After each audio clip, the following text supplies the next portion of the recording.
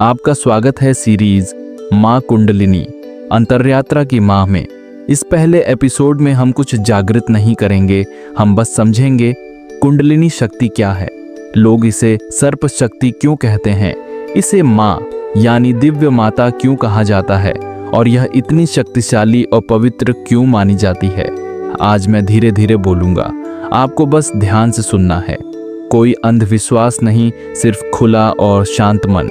संगीत हल्का सा रह जाए या धीरे धीरे बंद हो जाए। अगर आपके लिए सुरक्षित हो तो अपनी आंखें हल्के से बंद कर सकते हैं। अगर आप गाड़ी चला रहे हैं या कोई जिम्मेदारी वाला काम कर रहे हैं तो आंखें खुली रखें, बस सुनते रहें। अब अपना ध्यान अपने शरीर पर ले आइए। पैरों को महसूस कीजिए, जहां आप बैठे या लेटे हैं शरीर का वह स्पर्श महसूस कीजिए।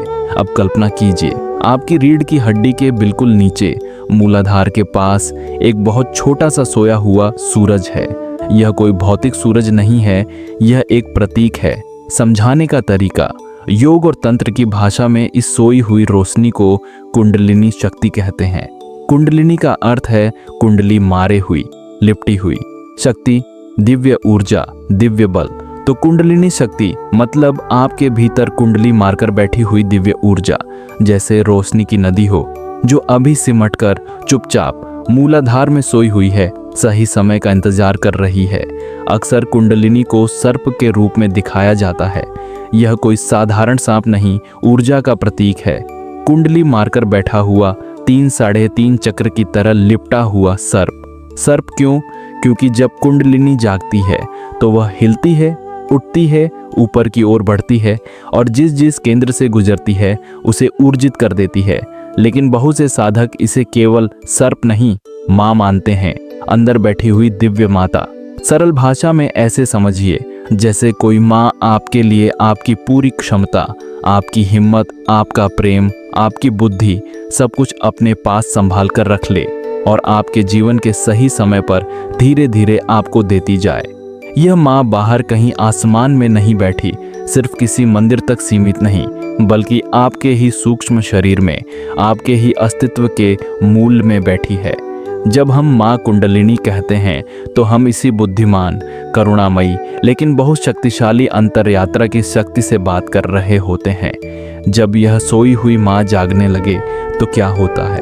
परंपराएं कहती हैं जब कुंडलिनी जागती है तो वह सूक्ष्म शरीर की मध्य नाड़ी सुषुम्ना के माध्यम से नीचे से ऊपर की ओर बढ़ती है, विभिन्न चक्रों से गुजरती हुई सहस्रार तक जाती है। इस यात्रा के दौरान माँ 3 मुख्य काम करती हैं। पहला, शुद्धिकरण। पुरानी पीड़ाएं, डर, सीमित मान्यताएं, आदतें जो आपकी सच्ची प्रकृति के रास्ते में रुकावट हैं, धीरे धीरे ऊपर आने लगती हैं, निकलने लगती हैं, कभी नरमी से, कभी तीव्रता से। दूसरा, जागरण। आपकी जागरूकता बढ़ने लगती है, आप अधिक उपस्थित, जीवंत, संवेदनशील महसूस कर सकते हैं। हृदय अधिक खुला हुआ महसूस हो सकता है, मन को नए नए बोध मिल सकते हैं। तीसरा, एकता। कहा जाता है कि शिखर पर सहस्रार में कुंडलिनी शिव से मिलती है, शांत निर्विकल्प चैतन्य से। इस मिलन से एक गहरी एकात्मता की अनुभूति होती है, जैसे अलग अलग में घुलकर एक बड़े सत्य में विलीन हो रहा हो। तो माँ कुंडलिनी शुद्ध करती हैं, जागृत करती हैं और अंत में जोड़ती हैं आपको आपके ही उच्चतर स्वरूप से। अगर माँ कुंडलिनी इतनी शक्तिशाली है तो सबकी कुंडलिनी अभी तक जागी क्यों नहीं? अपने जीवन को एक मकान की तरह सोचिए। अभी हम ज्यादातर लोग बस 1-2 कमरों में रहते हैं, विचारों के कमरे में, भावनाओं के कमरे में, दैनिक समस्याओं के कमरे में। कुंडलिनी उस पूरे मकान के लिए मुख्य बिजली सप्लाई की तरह है। अगर अचानक पूरा वोल्टेज टूटी फूटी वायरिंग में भेज दिया जाए तो क्या होगा? फ्यूज उड़ेंगे, उपकरण जल जाएंगे। इसीलिए ज्यादातर लोगों में माँ कुंडलिनी शांत रहती हैं। वह उतनी ही ऊर्जा भेजती हैं जितनी सामान्य जीवन के लिए जरूरी है, सोचने, महसूस करने, काम करने, सपने देखने के लिए। लेकिन जब परिस्थितियां अनुकूल होती हैं, शरीर, प्राण, मन और बुद्धि थोड़ा तैयार हो जाते हैं, शुद्ध हो जाते हैं, मजबूत हो जाते हैं, तब वह ज्यादा सक्रिय होने लगती हैं। कभी कभी यह धीरे धीरे वर्षों की साधना से होता है, कभी अचानक गहरी भक्ति से, किसी गंभीर संकट से या किसी सिद्ध गुरु की कृपा से। आपने शायद सुना होगा कुंडलिनी बहुत खतरनाक है, कहीं और सुना होगा कुंडलिनी सबसे बड़ा वरदान है। दोनों बातें परिस्थिति के अनुसार सही भी हो सकती हैं। माँ की तरफ से देखें तो कुंडलिनी शुद्ध दिव्य बुद्धि और करुणा है। वह केवल आपको झूठ से मुक्त करना चाहती है। उन्हें आपको दुख देना अच्छा नहीं लगता, लेकिन जैसे एक सर्जन कभी कभी बचाने के लिए काटना पड़ता है, वैसे ही माँ को भी कभी कभी तीव्र शुद्धिकरण करना पड़ता है। हमारी तरफ से खतरा तब बढ़ता है जब हम बिना तैयारी, बिना समझ, बिना मार्गदर्शन के जबरदस्ती कुंडलिनी को जगाने की कोशिश करते हैं। आधुनिक समय में बहुत सी क्विक एक्टिवेशन तकनीकें मिलती हैं, लेकिन प्राचीन शिक्षाएं साफ कहती हैं कुंडलिनी का मार्ग सम्मान, धैर्य और नम्रता मांगता है। सरल बात, समस्या माँ में नहीं, हमारी अधीरता, हमारा अहंकार और हमारी अज्ञानता में ज्यादा होती है। अब थोड़ा व्यावहारिक होकर बात करते हैं। जब माँ कुंडलिनी थोड़ी सी ज्यादा सक्रिय होने लगती है तो कैसा महसूस हो सकता है? हर व्यक्ति का अनुभव अलग हो सकता है, लेकिन कुछ सामान्य संकेत जो लोग बताते हैं वे हैं रीढ़ के पास हल्की गर्मी या ठंडक का एहसास, शरीर में महीन कंपन जैसे महीन बुलबुले, मूलाधार या भ्रूमध्य पर झुनझुनी हल्की धड़कन, बिना कारण अचानक भावनाओं की लहर, कभी हंसी कभी रोना, ऐसा लगना कि भीतर कुछ जाग रहा है, हिल रहा है। कुछ लोग कहते हैं कि ऊर्जा ऊपर की ओर बहती महसूस होती है, जैसे एक नर्म करंट ऊपर उठ रहा हो। कुछ लोगों को आंखें बंद होने पर रोशनी, रंग या आकृतियां दिखती हैं। कुछ को भीतर सूक्ष्म ध्वनियां सुनाई देती हैं।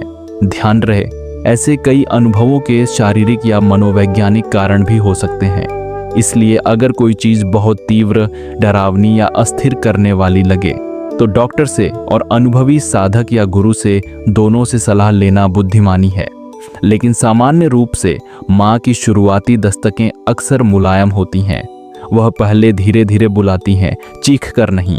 पूरी सीरीज के लिए मैं आपको एक सरल दृष्टिकोण का निमंत्रण देता हूँ। कुंडलिनी को सिर्फ टेक्निक मत समझिए, जैसे कोई पावर जिसे हासिल करना है या किसी को दिखाने के लिए स्टेटस। उसे माँ की तरह देखिए, अंदर बैठी हुई दिव्य माँ की तरह। जब आप उसे माँ की तरह महसूस करना शुरू करते हैं तो अपने आप अधिक सम्मान, अधिक धैर्य और अधिक विनम्रता आती है। आप भीतर चुपचाप कह सकते हैं, माँ कुंडलिनी, यदि आप सच में मेरे भीतर हैं तो मैं आपका आदर करता हूँ। मैं आपसे जबरदस्ती कुछ नहीं मांगता। मुझे केवल सत्य चाहिए, चिकित्सा चाहिए, संतुलन चाहिए। आप मुझे सही तरह से, सही गति से मार्ग दिखाइए। जब बच्चा माँ पर विश्वास करता है और माँ की बात सुनता है तो माँ जानती है कितनी दवा देनी है, कितनी तेज चलना है, कहाँ रुककर आराम करवाना है। ठीक वैसे ही अगर हम अपना अहम छोटा करके माँ पर विश्वास करना सीख लें तो माँ कुंडलिनी हमारी गति, अनुभव और प्रक्रिया खुद संभाल सकती है। इस पहले एपिसोड के अंत में हम एक बहुत हल्का, सुरक्षित अभ्यास करेंगे। हम कुंडलिनी को जागृत करने की कोशिश नहीं करेंगे, हम सिर्फ सम्मान के साथ जुड़ेंगे। अगर सुरक्षित हो तो आंखें बंद कर लें, एक गहरी सांस अंदर लें, धीरे धीरे बाहर छोड़ें। अब अपना ध्यान रीढ़ की जड़ के पास ले जाइए, जहां आप मूलाधार महसूस करते हैं। कोई खास अनुभूति बनाने की कोशिश न करें, बस ऐसे ध्यान रखें जैसे एक सोते हुए बच्चे पर आपने चुपचाप हाथ रख दिया हो। मन ही मन अपने शब्दों में कुछ ऐसा कह सकते हैं, माँ कुंडलिनी, अगर आप मेरे भीतर हैं तो मैं आपको प्रणाम करती हूँ। मैं जल्दबाजी नहीं करूँगी। मैं आपसे कोई चमत्कार नहीं मांगती, बस इतना चाहती हूँ कि आप मुझे सत्य, स्वास्थ्य और संतुलन की ओर धीरे धीरे ले चलें। कुछ सांसें इसी भावना में बिताएं, फिर धीरे से अपना ध्यान पूरे शरीर में फैला दें। पैरों को महसूस करें, कमरे की आवाज़ों को सुनें। जब भी तैयार हों, आंखें खोल लें या वापस अपने काम पर लौट आए। आज के एपिसोड में हमने माँ कुंडलिनी को अंदर बैठी हुई दिव्य माँ के रूप में महसूस किया, जो मूलाधार में सोई होती है, समय आने पर जागती है, शुद्धिकरण, जागरण और एकता का कार्य करती है। अगले एपिसोड में हम गहराई से देखेंगे कि वह आपके सूक्ष्म शरीर में कैसे रहती है, चक्र क्या है, सुषुम्ना क्या है और उनकी यात्रा ऊपर की ओर आपके जीवन को चरण दर चरण कैसे बदलती है। तब तक आपको कोई भारी साधना शुरू करने की जरूरत नहीं, बस थोड़ा सा अधिक सजग रहिए, थोड़ा सा अधिक ईमानदार, और अपने भीतर मौजूद इस अदृश्य खजाने के प्रति थोड़ा सा अधिक सम्मान रखिए।